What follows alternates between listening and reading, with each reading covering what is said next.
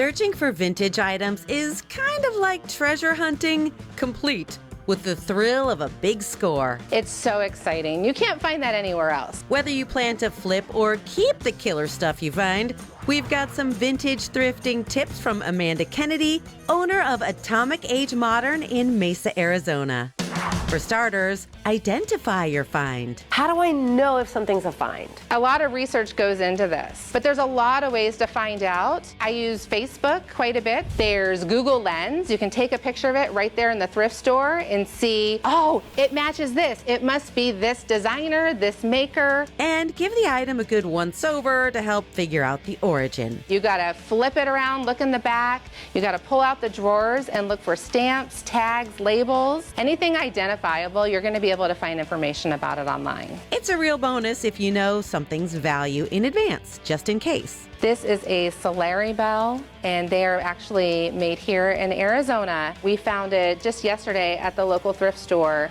They go for hundreds of dollars, and this one we actually found for $7.49. Next, evaluate it for damage. What's an acceptable amount of damage that's just wear and tear on something that's been around a few decades, and what is damage you should avoid purchasing? So everything is gonna have some type of wear and tear. It's been loved for many years.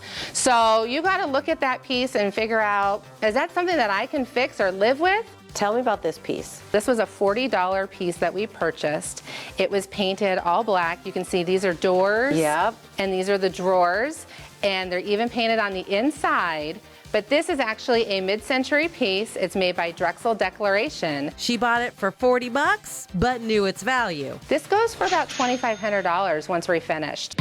Finally, think outside the box. You might be thrifting for something very specific, but you think people should widen their lens a bit. Yes, and if you're looking for, say, a dresser in a particular size, color, style, but you find something close, you should jump on it. Jump on it and try and make it work for you, at least in the meantime until you find your true piece. She recommends you restore it the best you can. Then, you never know. It could be that perfect piece for somebody else and you can flip it and make a profit. Even though it's not for you, definitely grab it. vintage thrifting for dough and decor.